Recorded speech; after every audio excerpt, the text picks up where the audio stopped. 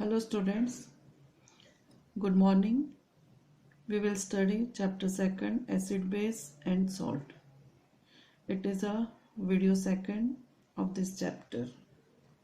Today's topic is how do metal carbonates and metal hydrogen carbonates react with acids. यानी कि ये chapter 2 अम्ल क्षार और लवण का दूसरा वीडियो है। आज का हमारा विषय है कि मेटल यानी धातु कार्बोनेट और धातु हाइड्रोजन कार्बोनेट अम्लों के साथ में कैसे अभिक्रिया करते हैं। तो इसके लिए आपकी बुक में एक्टिविटी 2.5 दी गई है, उसको हम समझते हैं। Take 2 test tubes, label them A and B. Take about 0.5 gram of sodium carbonate in test tube A and about 0.5 gram of sodium hydrogen carbonate in test tube B. तो हम 2 test tube लेते हैं। 2 test tube में एक में लेते हैं sodium carbonate. Sodium carbonate यानी क्या होता है Na2CO3। और दूसरी टेस्ट ट्यूब लेते हैं, उसमें हम लेते हैं sodium bicarbonate. Sodium bicarbonate it means NaHCO3. Add about 2 ml of dilute HCl to both the test tube. अब दोनों में हम क्या ऐड करते हैं? Dilute HCl। इसमें भी करते हैं, इसमें भी डाइल्यूट HCl ऐड करते हैं। तो व्हाट वी ऑब्जर्व, तो पहले अपन इस रिएक्शन को समझते हैं। तो टेस्ट ट्यूब ये है हमारी A और ये है B। तो A टेस्ट ट्यूब में क्या हुआ है वो देखते हैं। तो Na2CO3 प्लस HCl। अब यहाँ पर बनेगा NaCl। तो हमको समझ में आ जाना चाहिए कि यहाँ 2 है तो यहाँ हमें 2Cl लगेंगे, इसलिए हम पहले ही यहाँ पे क्या करेंगे 2। तो 2 NaCl plus H2O plus CO2। B test tube में क्या होगा? NaHCO3 plus HCl।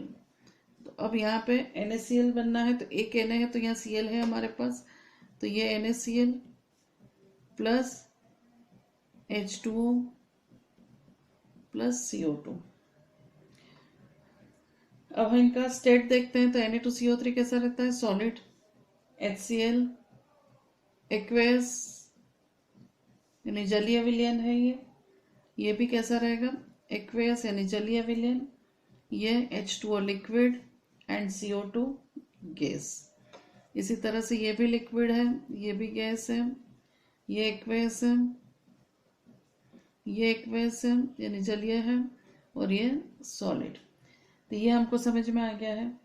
अब ये जो CO2 गैस दोनों में बनी है, इस CO2 गैस को हम लाइम वाटर यानी चूने का पानी, इसमें हम पास करते हैं। तो क्या होता है? तो टेस्ट ट्यूब के साथ में दूसरी एक जो डिलीवरी ट्यूब होती है उसको हम किस में लगा देंगे? दूसरी टेस्ट ट्यूब में, जिसमें हम लेंगे लाइम वाटर। तो इसका डायग्राम मैं आपको बता देती हूँ।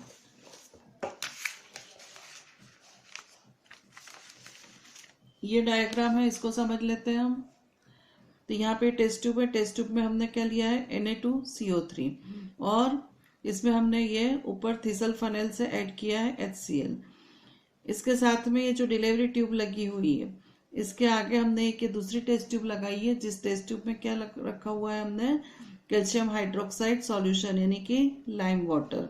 तो जब इस टेस्ट ट्यूब में Na2CO3 था और ऊपर से हमने डाइल्यूट HCl डाला है, तो यहाँ पे किस चीज का फॉर्मेशन हुआ है? क्या बना है? तो कार्बन डाइऑक्साइड गैस बनी है। ये कार्बन डाइऑक्साइड गैस इस डिलीवरी ट्यूब से कहाँ आती है? यहाँ पे। और यहाँ पे हमने टेस्ट ट्यूब में क्या ले रखा है? Lime water. तो जब CO2 लाइम वाटर में जाता है तो लाइम वाटर पहले कैसा रहता है? पानी जैसा क्लियर सॉल्यूशन होता है, लेकिन जैसे ही उसमें CO2 पास होती है तो उसका कलर चेंज हो जाता है। It turns to be milky यानी कि वो दूधिये रंग का हो जाता है। तो ये डायग्राम हमको समझ में आ गया है। अब इसकी हम रिएक्शन देखते हैं। तो रिएक्शन में क्या रिएक्शन होगी, लाइम वाटर यानी CaCO3 सॉरी CaOH ट्वाइस,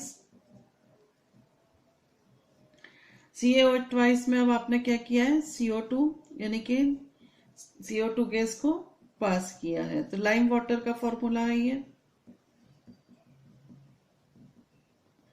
चूने का पानी, जिसका फॉर्मूला होता है CaOH ट्वाइस। इसमें हमने क्या किया, CO2 पास किया है, तो बनेगा क्या, CaCO3, CaCO3 यानी कि कैल्शियम कार्बोनेट बनेगा, और साथ में आपका बनेगा वाटर H2O। तो ये जो व्हाइट प्रेसिपिटेट, सफेद जो दुधिया रंग होता है, वो मिल्की किसके कारण होता है, वो मिल्की इसके कारण होता है CaCO3 बनने के कारण। तो ये हमको पूरी रिएक्शन समझ में आ गई है कि जो CO2 बनी थी उसको हम लाइम वाटर में पास करते हैं तो lime water turns to be milky, यानी कि वो दुधिये रंग का हो जाता है। तो वो किसके कारण होता है, इसके कारण, और दुधिया रंग का होने के कारण ये इसमें क्या हो जाता है, व्हाइट, किस कारण से होता है, व्हाइट प्रेसिपिटेट, जिसको हम शॉर्ट फॉर्म में बोलते हैं PPT। तो व्हाइट PPT बनने के कारण ये होता है।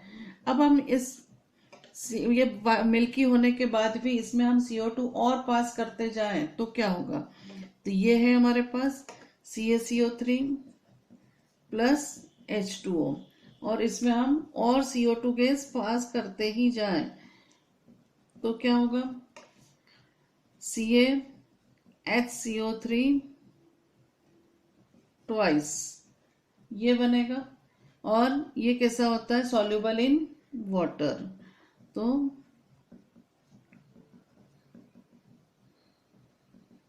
जल में विलय होता है। तो अधिक समय तक, इसका अर्थ क्या हुआ कि लाइम वाटर जब मिल्की हो जाता है उसमें और CO2 पास करते जाए तो धीरे धीरे वापस उसका कलर पहले जैसा यानी कि ट्रांसपेरेंट हो जाता है, उसके PPT डिसॉल्व हो जाते हैं क्योंकि वो पानी में घुलनशील होते हैं, सॉल्युबल होते हैं इसलिए। तो अब ये जो CaCO3 बना है, इसका नाम क्या है, कैल्शियम कार्बोनेट। ये जो कैल्शियम कार्बोनेट है इसके डिफरेंट फॉर्म्स कौन से होते हैं, तो इसके डिफरेंट फॉर्म्स होते हैं limestone, chalk, marble are different forms of calcium carbonate.